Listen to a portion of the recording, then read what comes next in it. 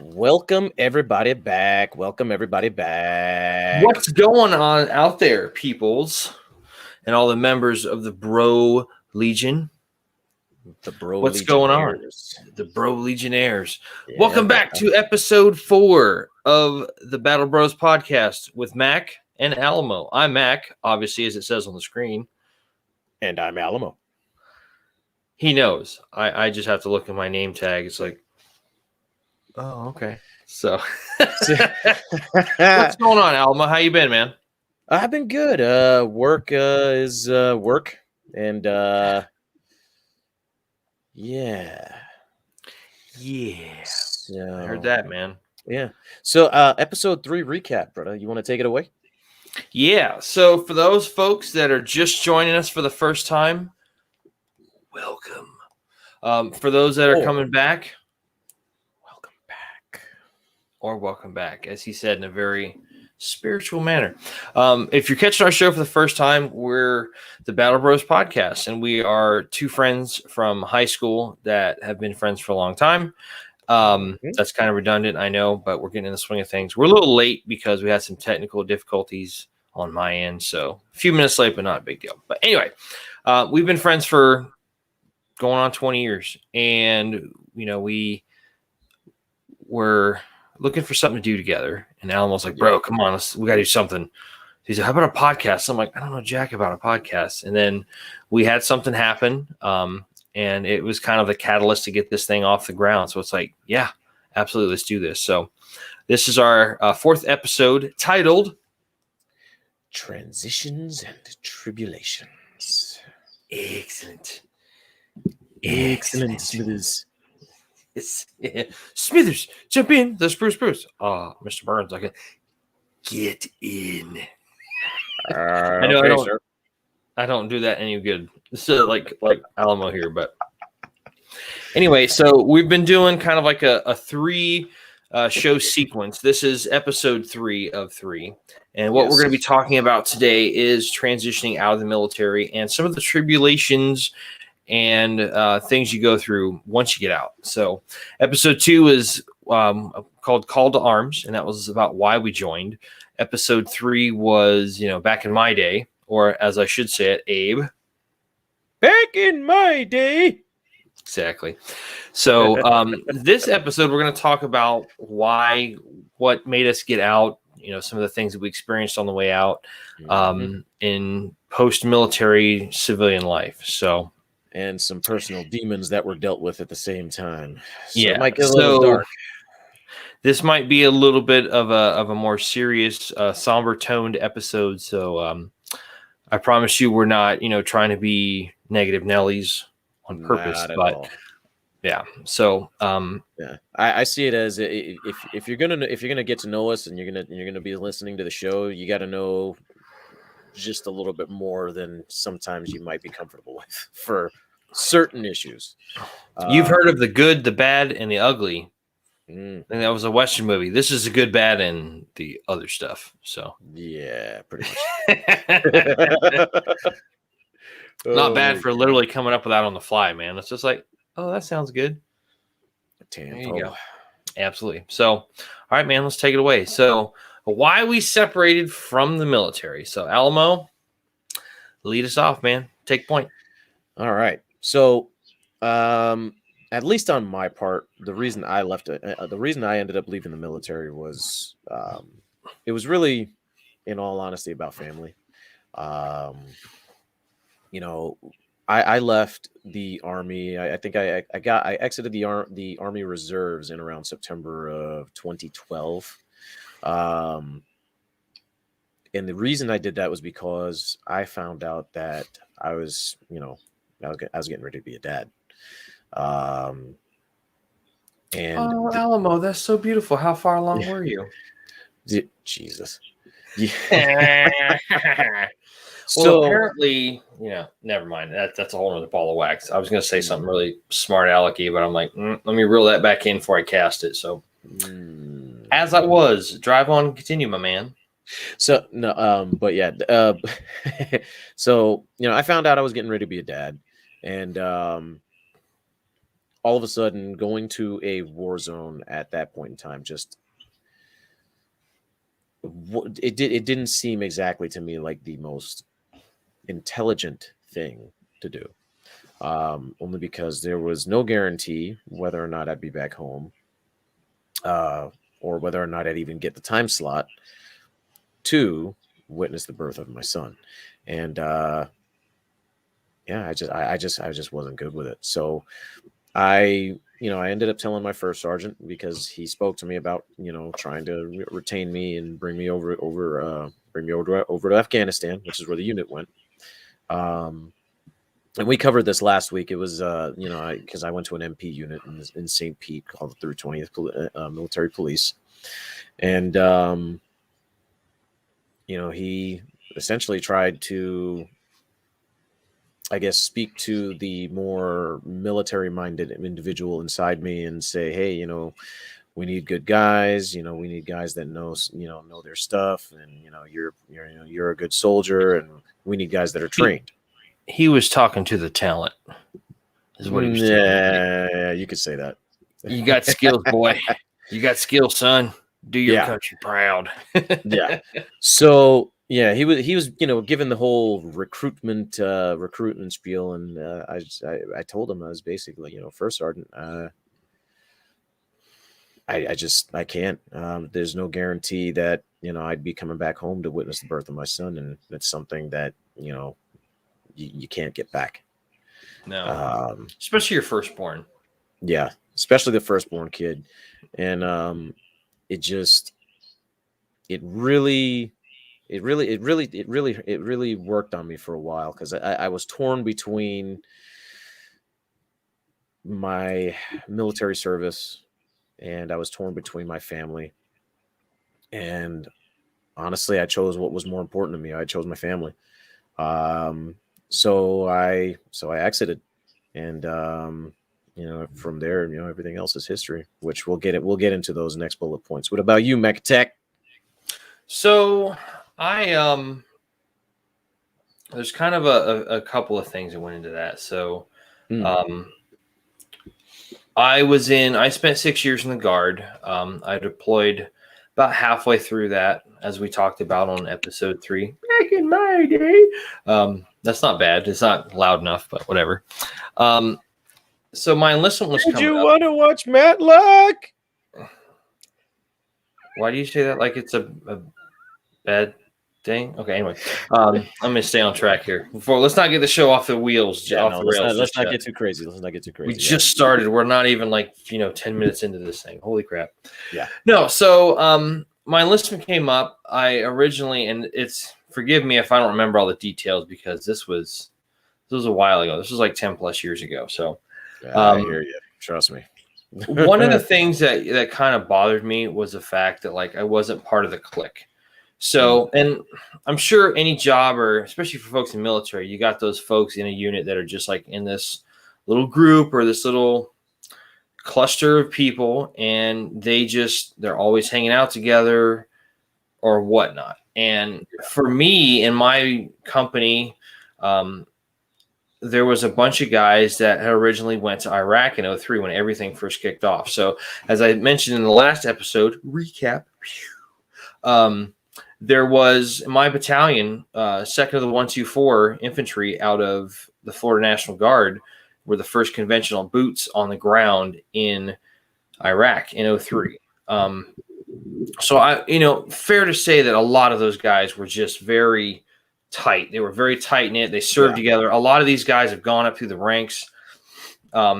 One of my squad leaders that I had is now the state sergeant major in charge of recruiting and retention. Another squad leader I had is a first sergeant down in, I believe, 1st Battalion, which is down in South Florida, which is a Hurricane Battalion. So all these guys have just gone up through the ranks and all this kind of jazz. And it was, and that's not a bad thing. I don't want to make it sound like that's a good thing. I mean, we'll hit on some other stuff later, talking about finding your tribe. That's in a way it's a clique, but it's kind of not a bad connotative clique.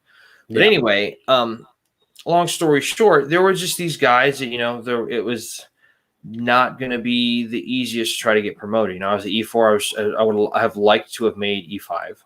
Yeah. And they were like, "Oh, so did you go to Iraq?" I'm like, "No, Sergeant. I went to Afghanistan." "Oh, you didn't go to Iraq?" Negative. I was in Afghanistan from 05, 06. And I don't know if he was like baiting the hook, like, you know, it would behoove you to say you went to Iraq. I don't know. Maybe I just didn't pick up on it, but I'm also not going to tell a fib. You know, you got to have some. Yeah, of course not. Yeah. So, but like, this guy was like, "Oh, okay, well, we'll look into your stuff and we'll go from there." And like the next guy, like, "Did you go to Iraq?" Like, "Yeah, I was with Alpha Company." "All right, man, cool. We're gonna push this forward." It's like you can kind of see what they're doing. And I'm just like, Yeah. "All right, that's cool. You know, whatever." Yeah, So it was kind of playing the favoritism. Oh yeah, you introduced me yeah, I don't, here. you know, and I've had so many people tell me in my military career, in my, you know, civilian professional career, like there's gonna play favorites, there's gonna be all this nonsense. I get that, but I'm just the kind of person, I'm going to stick to my guns. Like, I'm not trying to look for any special treatment or anything like that. I want to get promoted based on my merits, my performance, you know, if I do a good job, that kind of jazz. So, Agreed. you know, so, but I separated from the Guard in March of 2009, and then I spent the next 2 years in IRR. Did you had some experience with that or no? Like, did you ever have to go to one of those muster drills? I had some experience with the IRR, but that was right before I actually went into the reserves. I completed my contract in the reserves. Okay. So, yeah. So for I the did folks experience at with, home, yeah, I got you. So for the folks at home, if you're not familiar with how that works, when you sign a contract and you enlist for service in the military, it's an 8-year contract. Yeah. So mine being National Guard, mine was what they call a 6+2. So I spent 6 years, 1 weekend a month, 2 weeks out of the year, going for drill and going for duty, all that kind of stuff for the first 6 years. So the last 2 years, you're an individual ready reserve. So basically, your name is put into the system as somebody who is able to go. When a military unit deploys, they don't go unless they're at 100% strength, even if it's over 100% strength. So if they need somebody who was, you know, junior enlisted, Spec 4, 11 Bravo MOS, they're like, let's see here. Oh, McGinnis, call him up. Tell him to pack his stuff. He's going. Pack your duffel bag. So I was lucky that didn't happen. Yeah. But you know, I just didn't care for the whole thing. You know, it wasn't my cup of tea. It wasn't my speed. So I was just like, yeah, I'm good. So, you know, I would have liked to have deployed again because they were getting ready to go over. I believe my old battalion was going to Djibouti on a training mission because it would be like 2010, I believe. If anybody's watching this live and you're from the Seminole Battalion during that time, you know, feel free to leave a comment, you know, and tell me if I've got the details right. Or like, hey, man, pull your head out of your fourth point of contact. It was such and such date because I'm wrong a lot. I'll be the first one to admit that. It's like I'm wrong most of the time. My daughter will tell you. She's like, no, that's not right, Daddy. Anyway, but yeah, so my time was up, and I kind of felt like there probably wasn't a lot of places for me to go. I didn't want to transfer battalions. I didn't want to transfer companies. We had a good group of guys, and it was just hard to say goodbye and leave it all behind. So, yeah, that's what I did. So, yeah. So, all right. Well, moving on to our experiences, brother. I'll take point on this. Yeah. So, experiences after we separated, issues have come up. I was lucky. I found a pretty good job where this guy also worked with me. In January of 2007, I went into retail at a firearms retailer in Tampa. And I was there for about 5.5 years. And it was a great job. You know, I got to work with this bonehead over here. So that's where we met. That's where we met our buddy John, who we referenced earlier in episode 1. You know, so if you didn't hear us tell those stories, please go back and watch them in episode 1 because they're worth a good shout. Like I will listen to it again just because it's hilarious. Yeah. But before that, I'm sorry. I was there for a while doing that. Fell into that job. One of the guys I deployed with actually told me about it, and he was like, "Hey man, there's a gun shop opening up.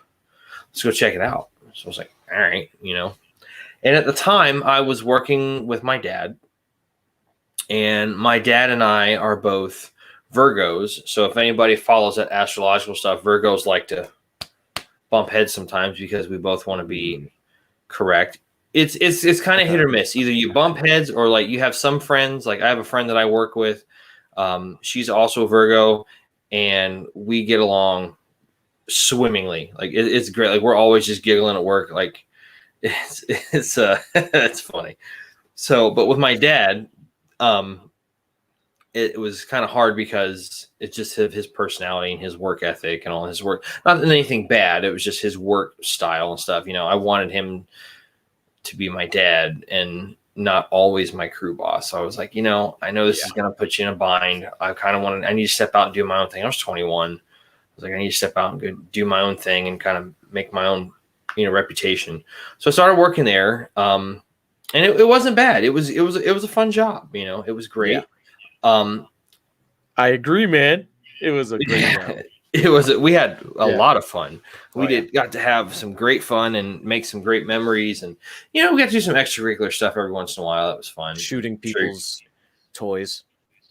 Yeah, shooting people's toys. Yeah, the time we took the MP5 out in the range, so good. It's like yeah. But It was awesome. One of the things that kind of happened, it kind of goes into our next bullet point, is just like it's a good job, but you kind of, I don't know, man. Like it was hard because you just had like a greater purpose in the military. It's like you're out here to protect everybody from bad guys. So one, it was hard because being in the private sector, in the civilian side of things aren't always as clear cut and dry. A lot of folks, from personal experience, from myself, and also from talking to other folks, the military provides a lot of stuff for you. You don't really have to do a whole lot of, I don't want to say you're an automaton, but it's like, okay, be here at this time, wear this uniform, and have this with you. Yeah. Okay. It's pretty simple. I mean, what would you contribute to that, Alamo? Well, I mean, my experiences, I mean, obviously, it was fairly different for both of us. My career, went from active duty to the reserves. And I was trying to do my best being, I guess the citizen soldier. And it was it was fun for a time because I still got it. I was able to work a regular 9 to 5, and which honestly I ended up working security jobs a lot from. I think it was right after around probably 20. I think it was 2011. I started working nothing but security jobs from like 2011 to probably mid 2013. Around mid 2013. That's when you worked for one of the companies here in Tampa, right? I worked for a couple companies in Tampa. That's right. Okay. I started working for CIS first, Critical Intervention Services, which, good and bad. Another story. That's another show. We're gonna put that off. We're gonna push to the right. So I ended up working after that for Allied Barton Security Services, which is now, I believe, Allied Universal. There's been a lot of. I think you're right. There's been a lot of changes and a lot of changing of the flags, if you will, and yes. But I ended up working there for a little while. The thing is for a good amount of time, doing the security stuff was interesting. I started off working at the Tico plant, doing security there, trying to become like this high speed, security officer, whatever that. or security. I'll just say security officer for CIS. Ended up really not going anywhere. I was also trying to balance trying to do college online, and you know, nothing was really meeting the standard that I had for the kind of, I guess, purpose that I felt was necessary for me to feel fulfilled, and both fulfilled and Right. useful. Nothing Uh, panned out the way you were kind of looking to have your work lifestyle. yeah, hell no. After I left CIS, which I ended up leaving specifically because once I transferred over to working apartment complexes and things like that, and it just, leadership there was, again, another story. And it was just, dude, like, it was just god awful. Um, but yeah, I went. I basically spent much of the time just jumping from job to job to job to job, and nothing really met that standard of, this is what I need to be doing to feel like I am, doing something good, doing something big. Nothing. So, which well, actually, that's a perfect segue into our next, our next one, which is basically the feelings that we had in losing one's purpose, and all that good stuff. Yeah. So during that time, while I was working at the gun shop, I actually went and got my security licenses back in like 2009, I think. Yeah. So for the folks that aren't aware, there are two different types of licenses that you can get through the state. There's a Class D license, which you have to take a 40-hour course, or at least back then it was 40 hours of training. So it was like I had to take a whole week off of work Yeah. and use my vacation time, and I got that done. And that basically allows you to work as an unarmed security guard. Yeah. Then there is also, I believe it's a G license, right, Alamo? It was the G. Yeah. Yeah, so there's a G license that you get on top of that, which allows you, it's 24 hours of training. Again, it was back then, 24 hours of training, and you were allowed to carry a firearm as part of your duty. So 9mm or 38 revolver. Or a 38 revolver, correct. Now, I know that's changed quite a bit since then, but I haven't kept up with the rules and regs and all that states. I know there's been some stuff that's changed at the state level and whatnot. Yeah. But so I went and spent like, a good, I think $600 on two little ID cards, like pieces of plastic that are about the size of your driver's license, like an actual like state issued ID, like a concealed weapons permit almost. And it's issued by the same agency, the Department of Agriculture and Consumer Services. And the thing that really got me bummed is I kind of went through the same thing. The places I applied for were either just, it was like, let me find a way to put this. It's one of those places that may kind of give security guards that stereotypical image, or kind of like that bad vibe. Mall cop, or the Barney Fife thing, or he's got one bullet for his gun, it's not kept in his gun, it's kept in his belt, that kind of thing. And it's just like, I don't necessarily want to work for that, because I think I have a lot more to offer. I'm professional. I'm going to show up on time. I'm going to do my job in the most professional manner as possible, courteous, respectful, all that jazz.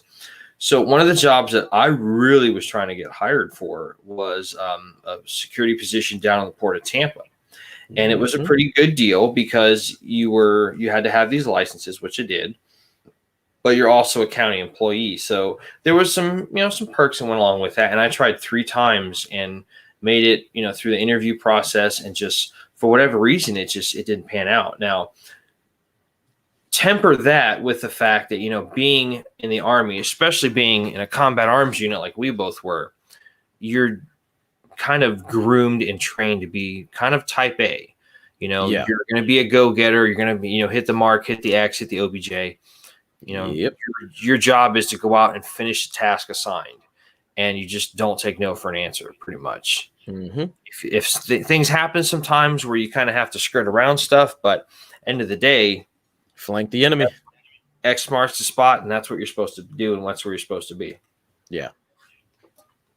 So it was kind of disheartening because here you are, you're used to being successful, especially for someone like in my case, like I mentioned in the last episode, we were the best company in the battalion. We had all these high marks on training and stuff.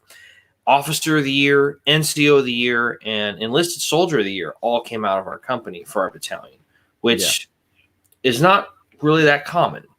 But we just had a bunch of, shit hot guys that were squared away and just knew their stuff and were professional. And it's like, this is great. You kind of get used to that kind of stuff. So then you come to the civilian side of things and you're trying to total get a game job. changer. It's like everything flips on you, man. Yeah, and don't get me wrong, I'm not saying anything about anybody who's retired off the job of being law enforcement, but that just seems to be who they would all hire for these jobs that I would apply for. Oh, he's a retired cop, he's a retired deputy, retired trooper. I mean, that's fantastic. In this day and age, they need all the help and the support we can get. So, not saying anything bad, but it's kind of a bummer. It's like, here you are, a young guy, 21, 22, with a go-getter attitude, and it's just like, and a whole lot to offer, and nobody wants you. And they ask you about what I know what kind of experience do you have. Junior enlisted guy. As a junior enlisted guy, I was in a junior NCO's position as a squad leader. For a little while, you worked with foreign troops that you were helping to train and mentor, where there was a language barrier present and all this other stuff. And I remember one of the guys in my unit. We used to be at Bragg, he was on active duty. He was at 82nd, and he was kind of telling this funny story. He went for a job interview one time, and it's like he had all these qualifications. Like he was in a scout sniper platoon or a scout platoon or whatnot, section leader, blah, blah, blah. And he's like, okay, so here's my application. They're reading it. He's like, all right, cool, you're hired. So what you're going to do is the customer is going to come up and you're going to say, would you like paper or plastic, sir, ma'am? They're going to tell you what they want, and then you bag their shit. So it's just like, aha. So, and it's funny because of that. Like, don't get me wrong. I loved being an infantryman. Like, it's one of the best jobs in the Army. Like from there, there's a bunch of other stuff, being airborne infantry, and then going and doing like Ranger stuff and SF. Like that's the foundation to do a lot of really high speed stuff. Yeah. But I also kind of will tell people, like I get young people that have asked me before, like, what would you do different? I was like, I don't know that I'd do anything different. When I got out at one point, I wouldn't change a damn thing. No, I wouldn't either. But when I got out and I was looking at actually going active duty for a while, I went and talked to a recruiter, and they were kind of like, yeah, you're already kind of MOS queued, MOS qualified. We're just going to send you in as that. And I was like, I don't know. Like, I don't know if I want to do that. And I kind of got a little bit of the runaround, like all the typical kind of recruiter stories that are out there. I mean, everybody's heard them. Let's face it, that they exist for a reason, the used car salesman thing. Like, and I'm not, talking bad about this particular guy, but, it was just kind of like, yeah, we're going to just send you back and do what you wanted to do. And, you remember First Sergeant Spence from high school, man, he had like 3 or 4 different MOSs. I mean, he was an infantryman. He was, he worked for the Inspector General at one point, but he just had a lot of other duties that he did. He also was a drill sergeant, which is kind of like a requirement in, the infantry pipeline if you're going to be in for a long time. Either that or you go recruiter. And I know some guys that have gotten to do both or told to do both. And it's like, I don't know. But, I mean, he ended up at the Old Guard and did like all these retirement ceremonies for he was the adjutant for the retirement ceremony for the Sergeant Major of the Army. It's like, how freaking cool is that, man? Like, that's dope. But if, but he was also very Mac, you're getting sidetracked, Mac. You're getting sidetracked. Oh man, I miss that guy. I really do. For those of you that don't know, so we had this guy, First Sergeant Spence, who was our Army instructor when we were in high school. Yeah. And just what a stand-up dude, man. You want to talk about just so multifaceted. I mean, he was a retired first sergeant. He was a teacher. He was also an ordained minister. So like he could do it all, man. Like there's times I've come to him with some stuff, and I'm just like, hey, first sergeant, I need to talk to somebody. Sit down, let's talk. And I know. Sit down there, Mac. What you doing? What you need to talk about there, Mac? Go on. Oh man, yeah. It was pretty much like that. Pretty much like that. So, and one of the things he told me is like, man, if you can stay in the Army, you got to just change it up, do different things. You do the same thing for 20 years in a row, you're gonna get burnt out, you're gonna get bored. So, and he was all about that. So, it was kind of frustrating. I wanted to maybe go in and just try to learn a different skill. Like, don't get me wrong, I loved my job being a grunt, being a ground pounder, being an infantryman. It's, the basis of what the Army's, based on. It's the, it's the primary function. So it was a little disconcerting to have that. So, between that and kind of just being told, well, you're going to go back in and do that, I wasn't too keen on the idea. But, there was that, and then not being able to get those licenses. I mean, back with the security licenses, $600 for the initial 2 licenses. Then you have to do a firearms qualification every year. Then you have to renew the license every 2 years. So if you're not working, like that kind of adds up, or it can add up a little bit quick. So after I renewed them a second time, and that was those licenses. With those licenses, it was just if you were actively working, all it was just a renewal fee. You didn't have to pay anything. You didn't have to do anything else. Yeah, maybe some upkeep training, especially when it comes to the firearms. Like you had to get recertified every year. Every year, or it was every 6 months. No, it was every year. Every year. Well, it was once. It was an annual firearms recertification. So yeah. So I mean, yeah. So between that and I just I had a good job. Don't get me wrong. I was there was a lot of things going on. It was it was fun. I mean, I got married at that time. We started trying to have a family and all that kind of jazz. And then, it just was kind of frustrating because especially at that job, there were some things that kind of soured the experience a little bit, and that's just typical workplace stuff. Anybody that's worked in, the private sector, what's going on. So, people get treated differently or whatnot. And, I felt like I wasn't part of anything like bigger than myself. I worked at a store. Everybody knew me there. I made some great contacts. I made great friends. I mean, hell, dude, we had some great experiences there with friends and whatnot. Just the camaraderie there, especially when we got started. Everybody, it was such a tight knit group with the managers and the employees and all that stuff. And, like they say, nothing lasts forever. So. So what about you for the third one? Losing their purpose, and did you hit on that? Did you hit on that with the security company stuff, or did you want to elaborate? It was for me. It was a very aggressive spiral downwards.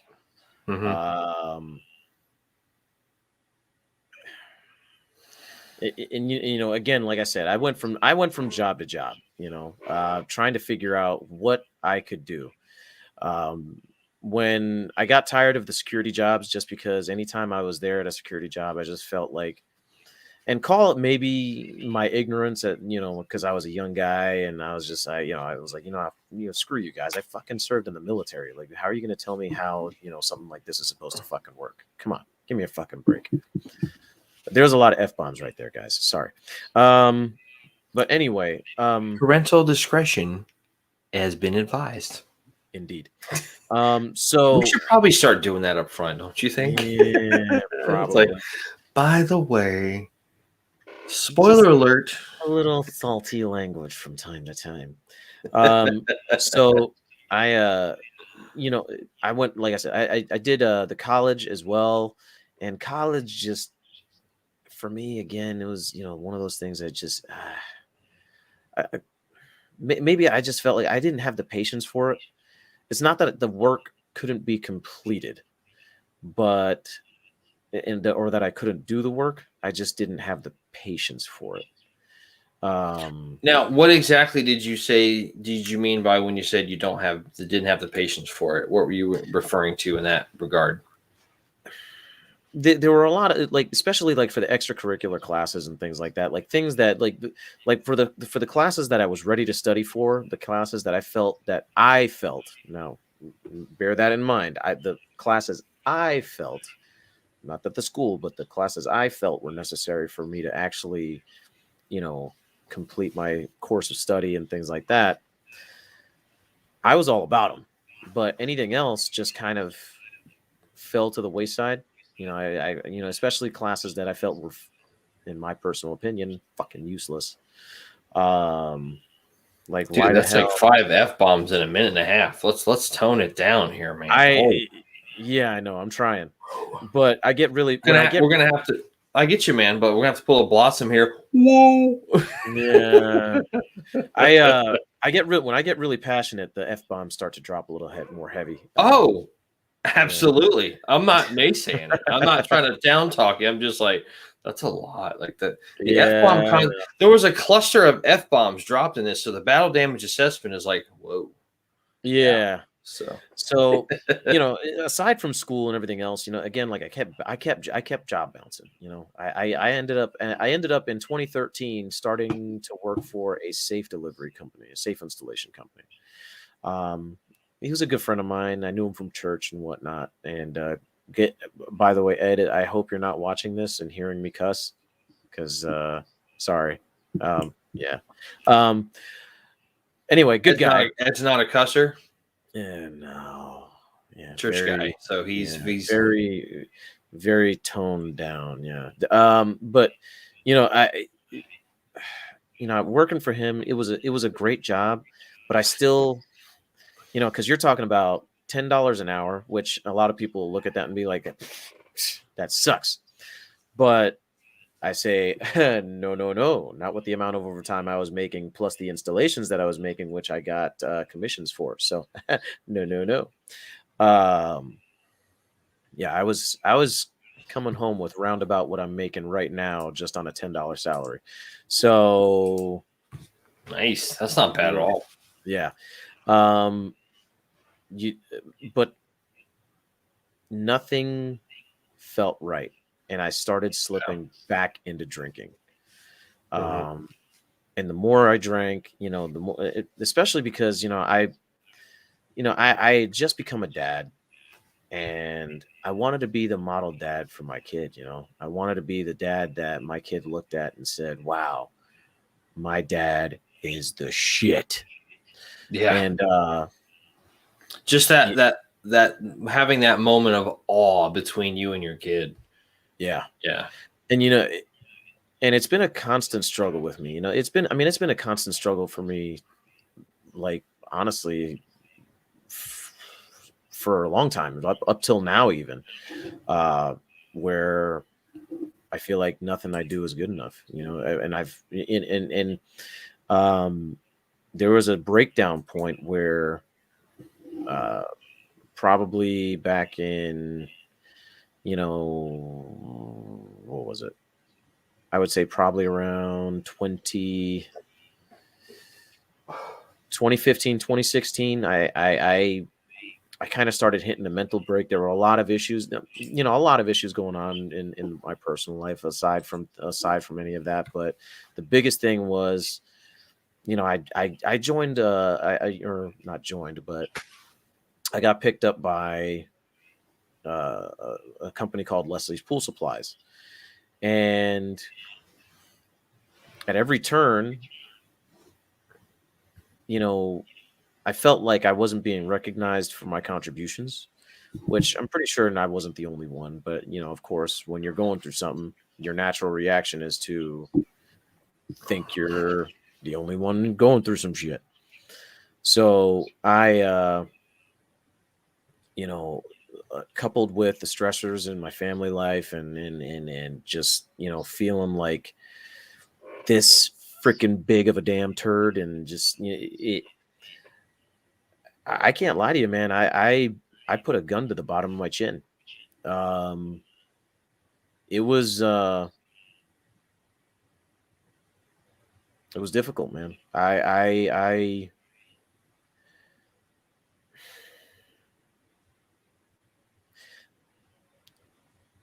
having the muzzle, right here at the bottom of your chin, and just thinking to yourself, like, all my problems will disappear, and everyone around me will be so much better off without me here because I'm just that big of a piece of shit. Like, there's nothing that is, there's nothing that I can do to make anything better. I hit a low point, man, and it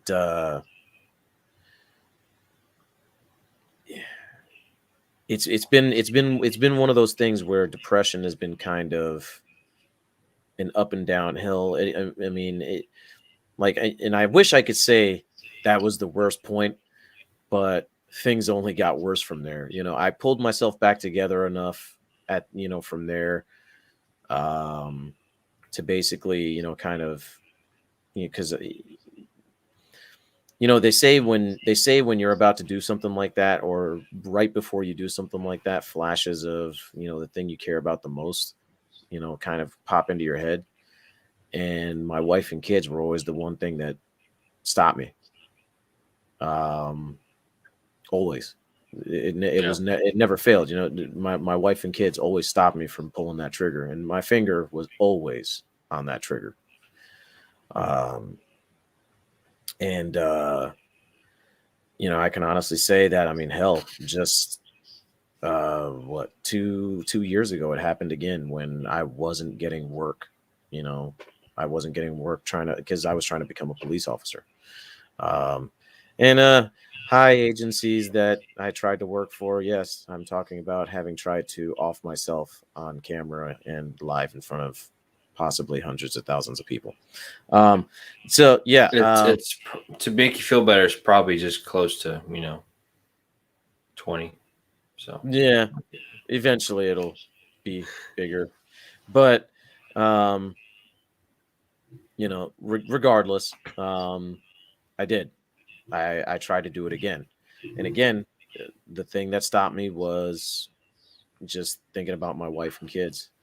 Because the thoughts of, like, if I've gone through probably 13 plus agencies, and if they don't freaking want me, and I don't fucking have a purpose anymore, then what the hell is the point? But then, of course, again, my wife and kids popped back up into my head, and I said, where are they going to be without me, though? yeah. Um, it was difficult, man. Um, Trying to talk about that stuff without shedding a freaking tear is even more difficult, because it's hard. It's hard to think about it, man. Of course. And again, as I said before, it I wish I could say that was the worst point, but it got worse from there. Right after I got fired from the one police job I did get, um, which was, I won't name the agency just because I don't want to, but Yeah, yeah, let's yeah, keep it PG. But yeah. But I got let go from that agency, and again, I I drove off, one day, because I went back to driving as a Lyft driver, which I had started doing for a little bit, full time, because I was trying to get my own things together, myself together, trying to figure things out, and I figured it'd be a lot easier on my own schedule. And after I got let go from there was just a point where I drove the car. It was nighttime, and I drove the car to some secluded, like, dirt road somewhere. I don't even remember where the hell I was. I feel like I was somewhere in Seminole County, in like the fucking sticks. Like, it was probably like near Geneva or something. I don't know. But I know it was out in the country, and I just pulled over on the side of the road, and I was like, even this is lackluster. Even this sucks. You know what I mean? And I didn't go as far as getting it here. I didn't get as far as getting the muzzle under my chin that time. However, my hand was on the firearm. And, for a little while, after that time, I was just like, okay, I got to stop this. I actually, just to kind of protect myself, had to stop carrying my firearm for a little while. Mm-hmm. I swear to God, I'm much better now, y'all. I swear to God, I went to counseling, which we'll get into later. But yeah, it was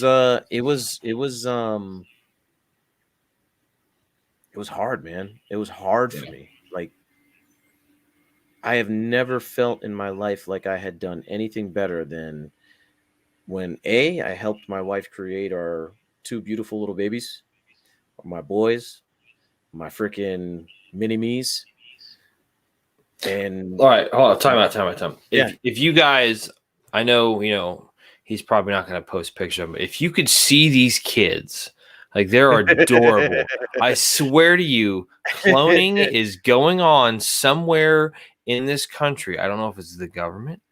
I don't know if it's private sector, but there are people cloning because his boys look just like that. Like, it's amazing. They're just, and they act just like you. Like, there's no way that they're not from you. Yeah. Even like that goofy little toothy smile. They're like, it's adorable. It's so cute. What? So, sorry, just had to throw that out there. But yeah, man, it I thought I'd never achieve anything better than those things, and that was what I think affected me the most. Was the military. The military, like you touched on it earlier, man, gives you this drive to freaking just get some, and you have to go, you have to do something. And a lot of guys, again, which is why, again, another reason why we're doing this podcast, you get out and you just have no idea. You think that because you have a certain amount of, you have certain skills, you have certain leadership traits, you have certain, I guess, capabilities in the cognitive leadership area to go into pretty much anything you want. And anybody, oh, you're military? Yes. It's not the case. I would kind of, personally, I would maybe just say a little bit differently. Yes, you do have the leadership abilities because they do empower that into you. Yes. From the day one, especially like going through basic, you have all those different events or training events where, okay, guess what? You're the squad leader now. How are you going to do this? And you got to make a decision, hope to God that it's the right one, and just execute the plan. Even if it's completely not the right decision. All right. So, and then you do that favorite thing that we do all the time, an after action review, AAR. And it's like, all right, so let's talk about sustain and improve. Let's talk about what you sustained. Your violence of action was good. Improve, make a better freaking decision. How about that? They're private, Right. So yeah, you get those leadership training, and it's some of the best training in the world. I mean, look at all the different things that are based on that. Just that scenario and that kind of that process, so to speak. Yeah. I mean, this is taken into the business world. A lot of these like leadership, like a lot of this leadership training and a lot of the things that a lot of these guys learn gets taken into the business world and it literally gets translated into something that can run a Fortune 500 company. I mean, if you guys go ahead, you finish your thought, man. No, I was going to say you find it everywhere, man. A lot of Fortune 500 companies have military veterans or former generals or whatever. I mean, look at Matt Best, who runs Black Rifle Coffee Company with Evan Hafer, who's the owner. Yep. All these guys, military. And I was going to also mention the fact that you're always talking about this guy Jocko, who if you know who Jocko Willink, if you know him, he was a Navy SEAL. SEAL Team 1, but and then he's now like a motivational speaker, all this stuff. But I was also going to say there's a guy by the name of Andrew McCarthy. I believe that's his name. He runs a company called GoRuck, which it's very much, and this is kind of a good segue into our next bullet point, which is finding your tribe. Your tribe, baby. So what Drew did is he started this thing called GoRuck. So he was a special forces soldier, I think either 7th or 10th group. I'm not 100% certain.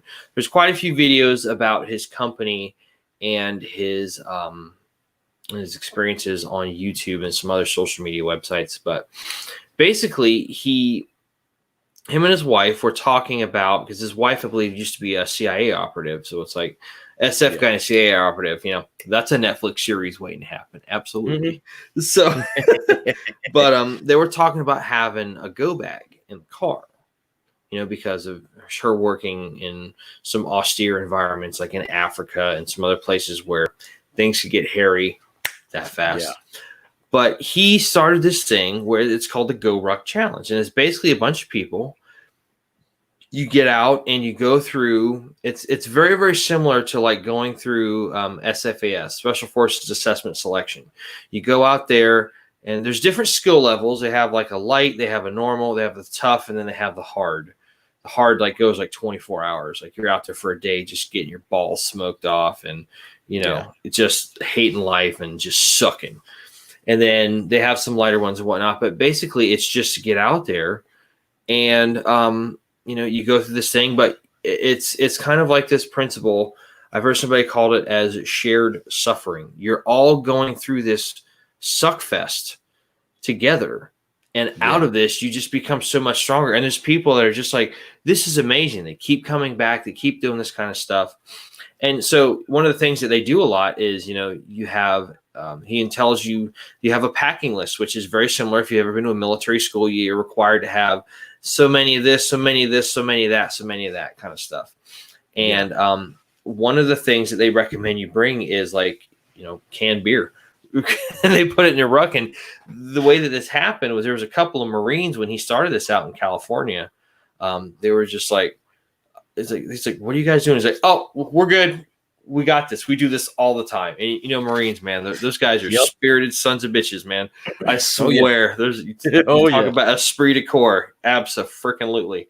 So, but now he's made a business out of this, and they have all these guys. They have actual cadre, which are the leaders of these groups, and they go and they do these challenges. And they do them all over the place. They did one on D-Day over in Normandy a few years ago. I'm like, how freaking cool would that be? Or like they do one on 9/11 going through like downtown New York. Like that would just be amazing, to do that kind of stuff. But one of the cool things I like about it too, a lot of folks are always, there's some folks out there who I don't want to say, they're, what's a good way to say this? I don't want to say that they're trying to, stolen valor or, whatever. There's a lot of that going around, though. Yeah, there are some folks out there that just want to have the cool, like, hooray for me type stuff and the pins and stuff. Well, one of the things that they do is when you finish one of these challenges, you get awarded a patch, and you can only earn them by completing this challenge. They have generic ones that they have for sale in the merchandise section of their website. Yeah. But the ones that you earn from doing the challenge are handed out by the cadre, and like they put it in their hand and, they shake your hand and all this kind of crazy stuff. And it's like, absolutely. So that to me is cool because it's just, you're finding that tribe, and that's kind of important. One of the things that worked for me was, when I worked at the second retail job I had, I ended up becoming the range manager. So I ran the shooting ranges and was responsible for maintenance and all that kind of stuff. So we were kind of, away from the retail stuff. But what was great is we actually had a lot of guys that were military. So we had,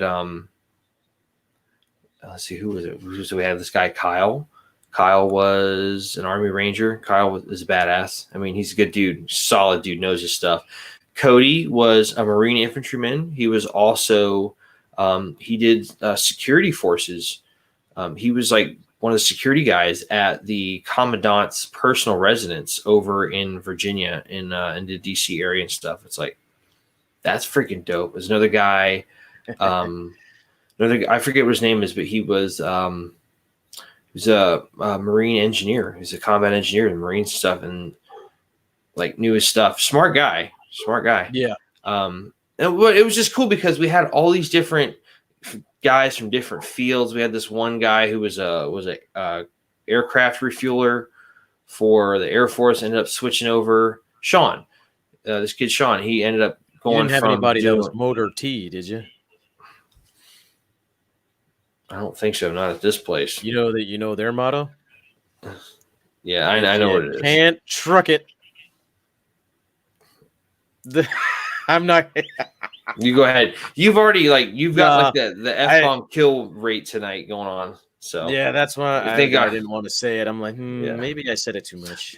But what was cool though is just having all these different folks around for like that kind of lifestyle in the military. I mean, one of the things that I found is interesting is you could have somebody, hypothetically speaking, you could have an Army guy who is in Fort Riley, Kansas. You could have a Navy guy who is in Hawaii. You could have an Air Force guy who is in Diego Garcia. And you could have a Marine who is stationed out at K Bay in, or not K Bay, but that's in Hawaii. I'm thinking of what's that place in Japan? I forget what. There's an air base out there, or something. There's a Marine base over there in Oki. But even though you have 4 different people from 4 different branches of service doing 4 different jobs, I can't remember either. I'm drawing a blank right now. If anybody's watching, what's the name of the place over there? This it? Yeah, exactly. Yeah. But you could have these 4 different folks from around the world, and even though they have 4 jobs, 4 completely different jobs in 4 different places and services and whatnot, they're going to have that common bond of having to go through some type of training to get there, going through the suck of going through. And I mean, I'll give Marine guys credit all day long. Marine guys suck. Absolutely. I'll give anybody that went through Marine Basic like that to me. Just I went through Army Basic, but that's a whole nother level there. Like that's some scary stuff. Yeah. So, but yeah, I mean, especially now in this day and age, finding your tribe is important because those are the kind of folks that can help you stay out of rough spots, get out of rough spots, just somebody to talk to. And, that's part of the bros code. It's a support structure, man. You gotta have those people that you can talk to, man. You have to have those people you can talk to. Because if you don't have the right, I guess, support group. So, if you don't have the right support group around you to help you out and help you get out of those, really crappy situations and just to kind of relate to and talk to, things end up being a lot worse for you. And I think that was part of my problem is I had friends, but everybody was always so busy and everybody, my issues stemmed from me. I'm just going to say it how it is. I'm a hard-headed ass and I'm very stubborn. No. And I don't know where you get that idea there, dude. And I thought that nobody had time for me. And I wasn't gonna bother them if they didn't have time for me. You know, and I think that was the issue I ran into, but I never really comprehended just how there for me people would be. You know what I mean? It and that's the thing is like it never really clicks to you until it's said to you later on, and like why you get that smack across upside the head or something like, hey, why the freaking hell didn't you say something, dumbass? And you're just like, wow, okay, I'm sorry. And they're not mad at the fact that you did something stupid. They're mad at the fact that you didn't call them. It's like, Yeah, those are the good friends. yeah, So, but that's kind of a good segue into our next two bullet points. One of the things that was very helpful, yeah, especially to this day and age now, was knowing what you have available as resources. So, yeah, one of the great things I find as a veteran, as an individual, was, talking with a lot of the people that I've talked to in my professional life. I've met quite a few folks that were Vietnam veterans and whatnot. And when I worked at that first, the place you and I worked at, there was a guy that came through when we first opened, and he was just like, I remember he was a warrant officer, because he had the old school, the Rising Eagle, the warrant officer insignia mhm. on his, like, on the pocket flap of his little cell phone case. And I'm like, hey, what's going on, Chief? And he's like, how the hell did you know that? I'm like, it's right there on your phone case. He goes, wow, that hasn't been around for a long time. I'm like, yeah. And I got to strike up a conversation with this guy. Great dude. I wish I remembered what his name was, but he was like, listen, we were talking about some of the stuff that he went through coming home, and what, the climate is now for veterans. He's like, if anybody is going to make sure you don't get treated like Vietnam veterans, it's going to be us fellow Vietnam veterans, because we got the shit end of the stick coming home. People spitting on us, calling us baby killers. Like, we're going to damn sure make possible and make known that that is not okay for you guys. And it was just like, you kind of just had that generational connection there. It's just like, all right, cool, man. This is awesome. They're passing the torch, so to speak. Yeah. But the campaign or theater wasn't the same. However, very similar, I guess you could say, situations were in tow. Mm-hmm. And one of those Vietnam veterans that was very, very helpful. And I know you remember Bill. Oh yeah. Yeah. So Bill was the guy that we worked with. Shithead. He didn't say that often. Yeah. Often. But he's a great guy to work with. We're still friends with him and stuff. And he's just very, very wise and knows a lot of things about a lot of things.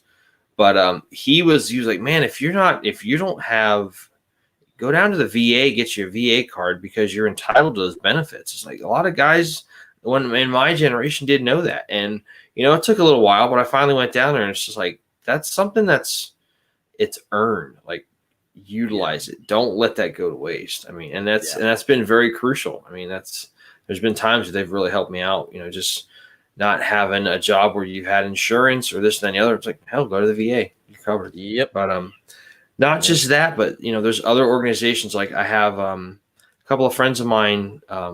One for sure I know.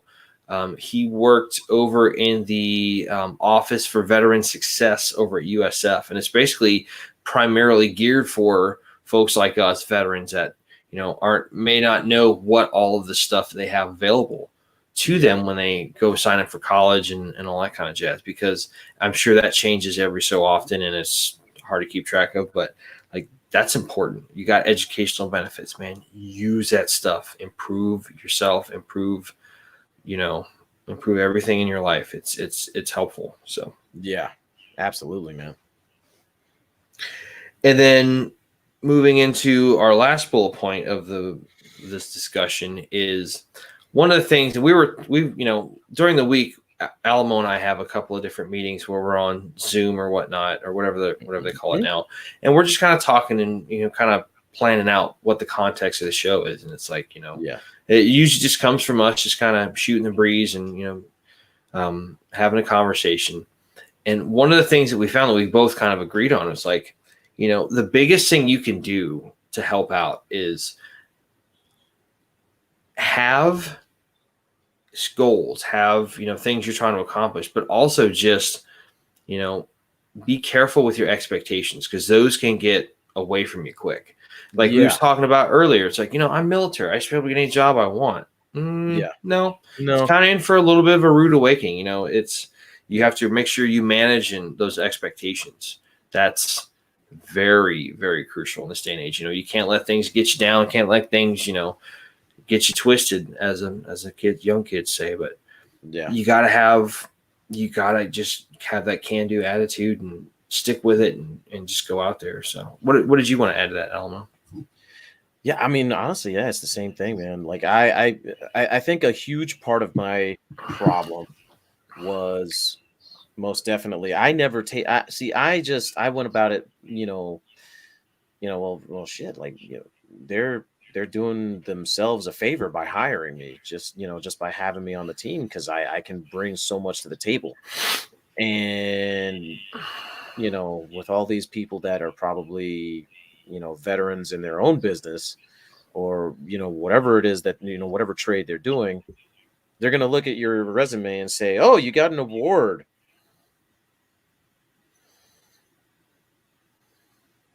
So what do you think you can offer the company? And you're just going to be like, and you get caught sitting just staring at them saying and I really think that goes for really any job you go for, and for me, I always interview very well, according to some people, somehow. Don't ask me how, especially being as goofy as I am. But, when I was going for law enforcement, for whatever reason, that just completely caught me off guard, the way the whole thing, the way the whole interview process and everything else worked. And I think that's one thing that shook me, was I was not prepared for how, I'm not going to say the questions were difficult, but for how they structured the questions to make you kind of trip up, because they want to see if you can handle pressure. Oh yeah, they want to weed out weak candidates. Absolutely. Yeah. So, hell, that's why anytime you go to I know for most of the Army schools, the first day you show up, it's like, all right, let's do a PT test. If you can't pass it, bah, this is day 0. This isn't even day 1. It's like, if you can't pass this, beat it, fool. So yeah. And I think that's why I agree, man. Like, I think when you get out, you have to have realistic expectations. Not everyone's going to want to pick you up. Not everybody's going to see your resume and say, oh yeah. I mean, I hate to say it, and I don't want to say everybody thinks like this, and I don't want to say a lot of people think like this. However, there are individuals in companies that will look at your resume and think, oh, I have a sociopathic killer on my hands. So yeah. So and they'll look at your resume and then for the paper shredder, just throw it right into the grinder, or they'll call you and say, hey, you said, what was your job in the military? I was, this, and oh, okay. So you weren't in any tech information or intelligence or anything. No, I wasn't. Okay. Thank you for your interest. So it's funny. I was looking this up while you were chatting, but there was a meme I saw about this guy. He was a staff sergeant out of Big Red 1, 1st Infantry Division, who was awarded the Medal of Honor. And it had a picture. It was a meme that I saw on Facebook, but it had a picture of him in like his desert combat uniform, the old DCU tricolor stuff. And then it had a picture of him in like his business suit, and it says, when you find out Bob here in IT used to be a badass motherfucker that used to slit throats and stack bodies, and you're just like, it's kind of like that, It's just like, oh my God, we worked with a psychopath this whole time. Yeah. Holy crap. But yeah, I mean, you're absolutely right. It's kind of hard. And there's the only thing is, I will say though, it does irritate me that there are people that have those biases against, oh sure, other guys like other guys like us. You know what I mean?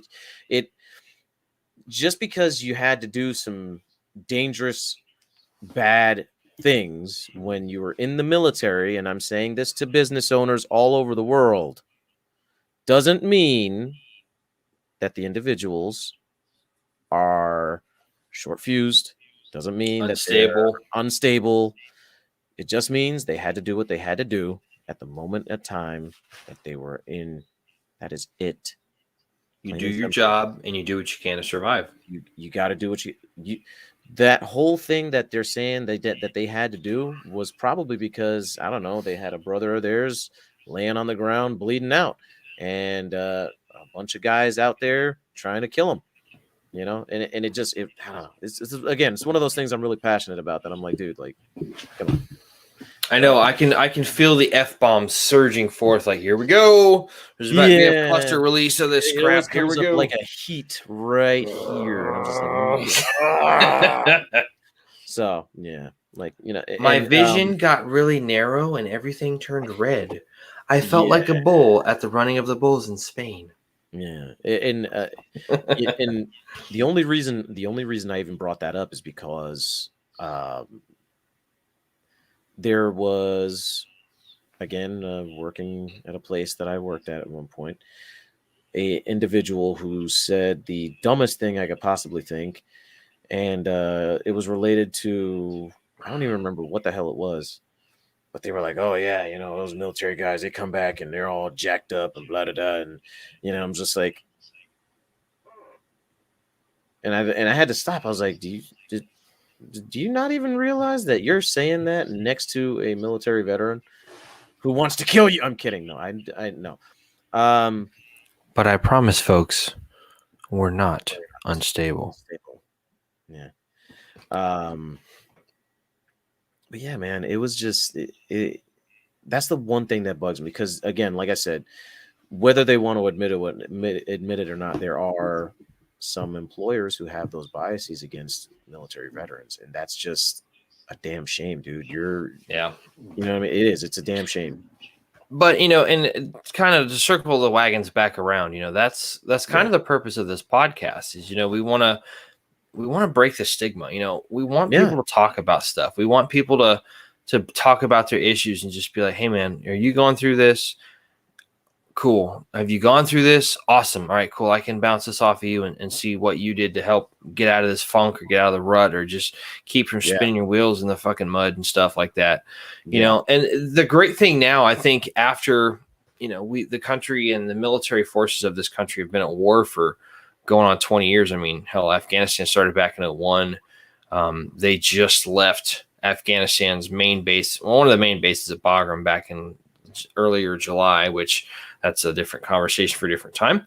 But Yep. we've been at war for 20 years. So it's like it's Yeah, good man. to see, especially with and it's there's a not trying to give any plugs to anybody, but I just bring them up because it's relevant to the discussion. But there is there's a TV service, a streaming TV service called Vet TV.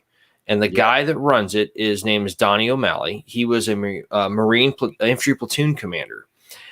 And one of the videos you find of him on YouTube, he's talking. He's like, global war on terrorism, or GWAT for short. GWAT veterans are their own unique breed. We're sarcastic, we're snarky, we're fucking wrong, but at the same time, we will do anything. We will get the job done. We're motivated and all that kind of jazz. And it's true. Damn right. I mean, absolutely. There's people out there that think that like you said, there's he's in the service. You come back a little messed. Everybody comes back a little messed up, man.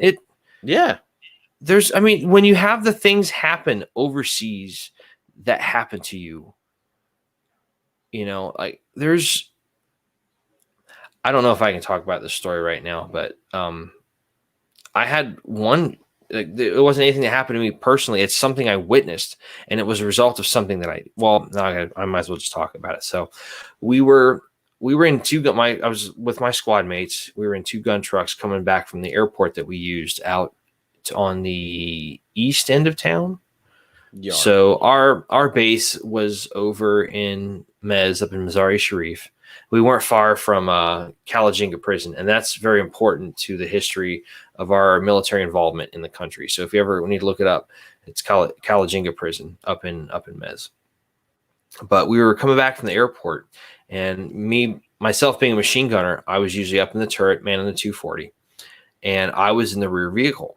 And We were driving through this small little village, kind of south of the MSR, and they tell you all the time, hearts and minds, all that kind of jazz. Well, so you're up there. I'm watching everything go by, from my rear all the way to the front of me. I'm just gonna watch the stuff from the side, and this little girl waves at me, so I wave back to her, and this one guy saw that, and you could just giant hulking dude over this little girl, and he just kind of looks at her and just goes, and just starts wailing on her and just freaking hitting her and slugging her with freaking closed fists. I was like, what in the fuck? I'm like, this motherfucker. Yeah. And the shitty thing was, because he wasn't doing anything to us, we couldn't interfere. We couldn't intervene. Yeah. And so being in the gun truck, everybody else is facing this way. I'm in the rear, and I'm just watching her sit there getting beat up and just sitting here watching her cry. It's like, and it's all because I waved at her. She waved back, and this guy didn't like Americans, didn't want to see her. I would imagine. I don't fucking know. I never met the guy, never talked to him. I see him beat up on a defenseless kid, you freaking jackass. How do you come home? I'm sorry for the language, folks. But no. Well, like Alamo said, we start talking about this stuff. You it's no holds barred. How do you come home and not, have that affect you? I see every day that I'm with my daughter, I hug her because I think about that little girl sometimes, and I'm just like, she just got her ass kicked for waving at me, because what's the one thing that everybody knows what it is on our uniform? Is that giant freaking flag that we wear over here, full color or whatever. Everybody knows what an American flag is. Yep. I mean, that's a universal symbol for freedom and peace and, all this stuff. I mean, all over the world. Yeah. So, yeah, I'll think about that, and my daughter will be playing or doing something. I just call her over, and I'm just like, hey, come here, give daddy a hug. And she's great about that. And it's like, on the one hand, yes, it does fuck with you. How do you not expect it to just be like, and blow it off? I mean, it's going to affect you, and it still affects me. I think about that, and it just kind of gives me a chill. But at the same time, you kind of have to temper that with, I personally find some of the things in civilian life they're harder than that, over there, things were a lot. Would you not say and agree? It was difficult but simple. I wouldn't necessarily say it's easier. I would say it was simpler. Thank you. We were dealing with something that was outside the norm of us. We were dealing with the fact that we were fighting an enemy, and that enemy wanted to destroy us. Plain and simple. Yep. It was harder, but it was simpler. You know what I'm saying? Whereas here in civilian life, it's like, I got to worry about the bills getting paid. Oh, I got to worry about getting to work on time. Oh, I got to worry about not getting fired because I showed up late 3 times. Or, oh, I got to worry about this. And you're 1% over there. Hey, just don't get dead. Go out and do a good job. Make us proud. Don't get dead. Yeah. Pretty much. So. Check. I'm kind of it's like thinking about that all over again. It's just like, ugh, fuck. It sucks. It does suck. You're just like, Jesus Christ, man. Because you just realize, our rules of engagement, we weren't allowed to. What am I going to do? Turn around and take that guy out for? I can't do. He didn't do anything to me. But what he did, what he did though, was directed at me. Yeah, because of that culture is very male dominated, man. Had you done anything to him, that the whole country would have been in an uproar just because an American shot one guy. But mind you, he's beating up on a little girl, and it's like you're saying to yourself, but this freaking fuck stick is doing something that is wrong, where nobody else sees it as wrong. But I digress. Well, again, it's just the cultural, and it's funny because we were talking about. Before we came on live, you had gone through some stuff and you found your little cultural pamphlet with all your stuff. So if you've never seen one of these, basically before you go you go overseas and go downrange, you get like a little smart card. And it's basically just for like cultural awareness. So mine being in Afghanistan, it had some phrases, and it was in, because there's 3 dialects over there. You have Dari, you have Farsi, and you have Pashto. So it just kind of has like a little graph, and it has it written all 3 ways, like, where did he go? And it has a bunch of different phrases that we could use for, what our purposes were. But yeah, so he's demonstrating it right now, and it's taken, hey, this is how you say this, commands, questions, it's broken down, all that kind of stuff. So those are cool, man. Those are kind of neat that you still have. I still have mine. It's still in my room somewhere. I won't ever get rid of that. So let it rock. Oh boy, here we go again. I had a 10-minute lesson on how to speak Iraqi. Do not move. Let it rock. Okay. Anyway. We're gonna pass right over that, pal. Oh yeah. Oh boy, I gotta stop doing that. We're not even decided. We don't. Yeah, I was gonna say we don't want to give it away. Well, pal, just yet. What do you think? You think we're good? Yeah, I think we're good, man. If you want to, go ahead and yeah, I'm bringing it up right now. So as we close out the show, man, we say every week, we've started what we call the Bros Code, and as it goes on, I'm just gonna kind of spout this off. Obviously, when everything in life that you do, go ahead and hit it up. Obviously, be tenacious, man, in everything that you do. Do everything to the fullest. It doesn't matter if you're freaking slinging oranges on the side of the road, or if you're digging a hole for a pool, you know what I mean, or if you're, whatever it is, you work at a warehouse, whatever. Do it to the best of your ability. Show everybody that you can do work. Show everybody that you're a team player, that you're a hard worker, and that you're willing to do what it takes to assist the team and to help everybody else out. If you wanted to break it down Barney style, don't half-ass nothing, yo. 110% understand. So, and then obviously refuse to surrender. The way we see that, man, there's obviously there's backing off a little bit, resetting, and getting ready for the next fight. But never surrender. Refuse to surrender, because that's the one thing that's going to keep you going in the fight. Obviously, obliterate your obstacles. If you got to smash through, break through, destroy, whatever you got to see for it, I don't care. Break it down with a hammer. Obliterate your obstacles. All right. That could be, if, say, for example, an exam that you got to take is in your way and into getting this one certification that you got to get, or if it could be down to, I don't know, hell, getting your freaking whatever degree you're getting in school. Obliterate those obstacles. Do your work. Get those things done. And be tenacious while you do it. Stand for. So, and then lastly, S. Seek out a friend in the time of need. Don't be me. Don't be me. I did not look for anybody, and I had a very, very difficult time for a long time. Support structure is beyond important, man. You have to have people at your side. You have to have people that are willing to be there with you, that you can just spill your guts to, man. And I say it every single episode, and I'm never going to stop saying it. Speaking your mind is the best healing for your soul. Speaking your mind, getting things off your chest is the best healing for your mind. Okay? Absolutely.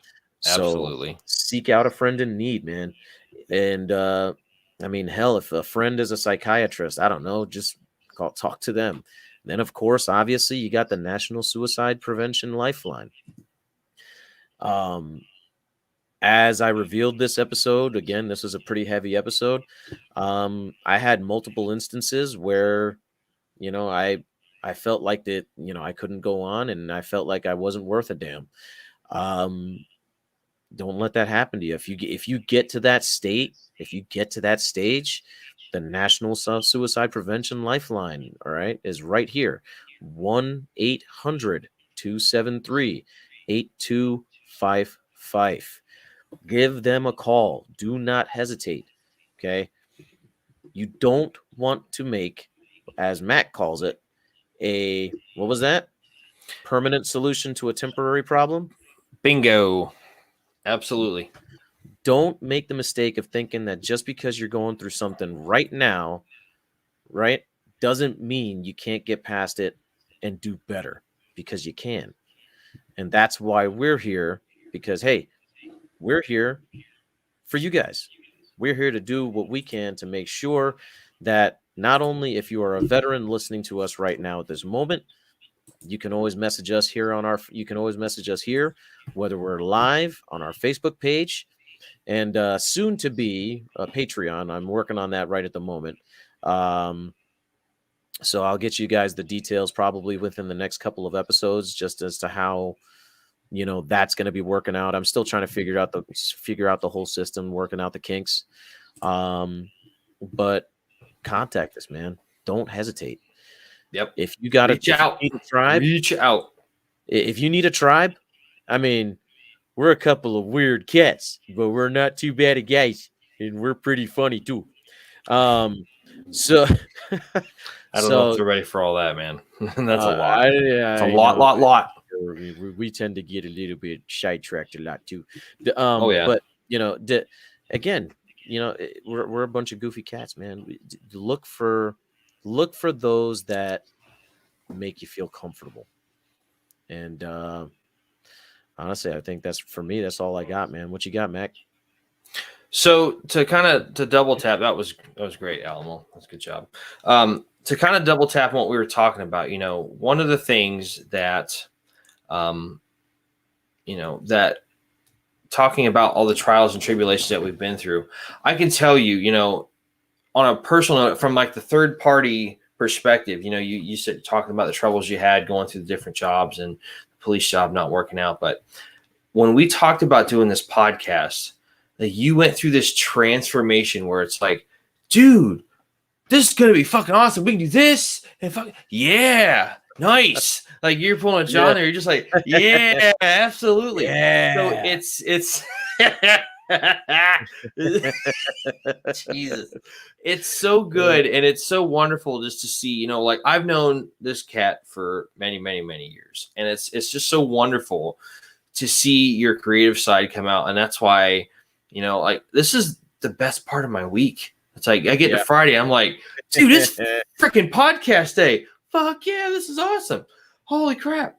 I hope we don't get this episode cut because there's a lot. I'm sorry. So to whoever watches over that stuff, we're apologizing, but you gotta understand we're just kind of working. Yeah. This, anybody over there on YubTub, we tried not to cut. We tried. So much, we tried. There's other videos that are worse, to be fair. There's other stuff out there that are much worse.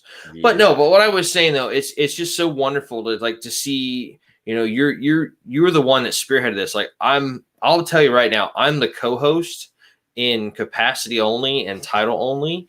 This guy right here, this is the guy doing all the junk. Like it's like this way. Yeah, this guy's doing all the work. This guy's doing all the work. No, I mean we both contribute, but I was just saying, let us gingerly touch on tips.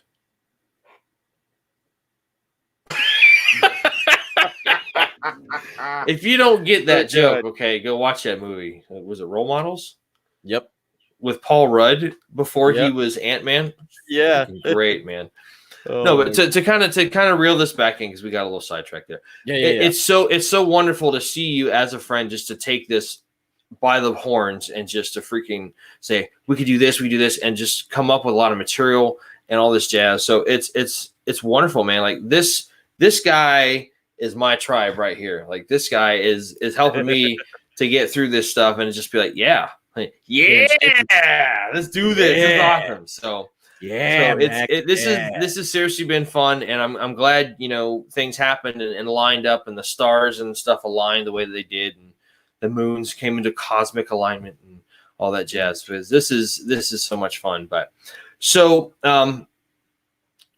that's it for episode 4. But now we need to Yeah, talk man. about something. So we have a serious issue here, folks, for all the bro legionnaires out here. Okay, so for episodes 2, 3, and 4, we kind of wanted to start off on some serious stuff and get to know you and kind of tell us our story and all that kind of jazz. But with this podcast, we're going to try to help take care of people in a lot of different ways. And with me and Alamo, a lot of that has to do with laughter. So the next episode that we're going to do, and I'm not going to, well, heck, I guess I kind of have to. We're gonna talk about it a little bit. The next episode is just gonna be something a little bit more lighthearted, a little bit more funny. So what we need from the viewers is next episode, episode 5, is gonna be called Jargon, and all it is we're gonna just go over and talk about different phrases or colloquialisms or terms from the military that you might hear people say. That you might hear people in a regular, like military folks in a conversation having. So if you have any questions about, hey, what the hell does this mean?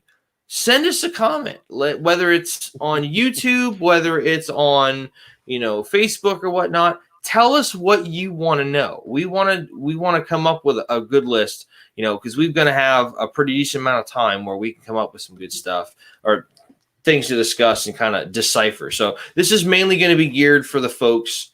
Well, it's kind of 2 parts. There's going to be geared for the folks that had served and things you might have said that you really didn't understand at the time or just thought of, or you're like, dude, I haven't heard that shit in a long ass time. Wow. Or for the folks in the civilian going like, I don't know what the hell he just said. What does that mean? What does that mean? I'm confused. That's very good. That's like creepy Halloween voice there, Alamo. That's good stuff. So by all means, if you have any questions or have any terms you want deciphered or translated, by all means, let us know. We're going to compile a list of them this next week. So next Friday, 9 o'clock sharp, when we go live, pending any technical issues, because I didn't have the internet turned on the Wi-Fi on my phone because, you didn't had to, yeah, we're just gonna leave that alone. I look like a soup sandwich. Which that's a good one. Soup sandwich. Soup sandwich. Yeah. So if you have any terms like that you want to contribute to the show, please by all means do so. Next week is going to be kind of just a little bit more lighthearted and funny. We want to make, as much as we want to talk about serious stuff, one of the ways we can have a conversation about things is through laughter. So we're not always going to be serious. These last 3 have been a little bit more serious, just kind of establish things. But now we're going to switch it up. We're going to try to be a little more funny and comical and whatnot. So if you can laugh, then things aren't so bad. Laughter is medicine, and laughter is a way to, just kind of forget about all the hardships in life and shit. So that's next week's episode. Episode 5 is going to be called Jargon. So please, by all means, if you have anything you want to decipher or translated, let us know. If you want us to bring it up before, just to bring it up because, hey, you said it all the time in the military and it was pretty damn funny. So we're going to go ahead and sign off. But before we do so, we're going to go ahead and say, warning, there's definitely going to be a parental advisory for the language for next week's episode. It's probably going to get salty as the Pacific Ocean. So it's just indeed. Yeah, it's going to get bad. So, but other than that, I mean, hey, thanks again. We appreciate you guys watching. If you like what you see, hit the like and subscribe button on YouTube. If you are digging the show, check us out on Facebook. We usually post stuff a couple times a week throughout the day or whatnot. Tell your friends. We're still a growing podcast. This is our 4th episode with number 5 coming up next week. We're still growing. And right now, the best way to get to advertisement is, hey, man, have you seen these 2 guys on YouTube Live on Friday nights? It's called the Battle Bros Podcast. They're goofy as shit, but they talk about some really cool stuff. And it's kind of funny. Yeah. So please, by all means, tell your friends. We would like to get some more viewers. I think we're up above like 125 now, which is just amazing. So. Something like that. It's absolutely amazing. So we appreciate the viewership. We appreciate the likes. We appreciate, the reception that we're getting. It's fantastic. We're really reaching out and all that good stuff. So tell your friends, tell us, tell them that, hey, check it out. We'd appreciate it. So, do you have anything else you want to say, man? Tune in what the shit? Started leaning into the camera. I'm like, what is this? Oh my gosh. Oh my god. So I've the got only a bad sugar thing about craving. that, dude, is that's what? I've got a sugar craving. I want like cookies or something. I want you to say, I love crepes. I'm not. Oh, come on, dude. You broke character. What the crap? Hello, Ricky Booby. Ricky Booby. Are those little things, the fold over things with cheese? Yeah. Oh, we're going to go get some of those after this. We are going to do that. But you don't know about liberty. And you don't know about freedom. So why don't you just go ahead and break my arm there, peppy little bitch? Okay, Ricky Bobby. Oh, he broke it. He broke it. Oh, it's terrible. I don't know why we just threw that in there at the Yeah, I last don't know. minute. That's not on the show Yeah. notes at all, folks. That just happened. So Yeah, we totally fudged it. But it was fun though. Yeah, man. So until tune in next next week, everybody. We got some good ish coming over. I'm trying not to say the word because I don't want our video to put in YouTube. Good jail. content. Yeah, good content. Yes. We have some good content coming. Material. Good material. We shall catch you guys on the flip side. Once again, thank you for tuning in. This is Alamo and Mac. Oh boy, signing off. We'll catch you next week in the Bro Zone. Woo-woo. Y'all take it easy, stay safe, stay healthy, take care of one another, and we love you.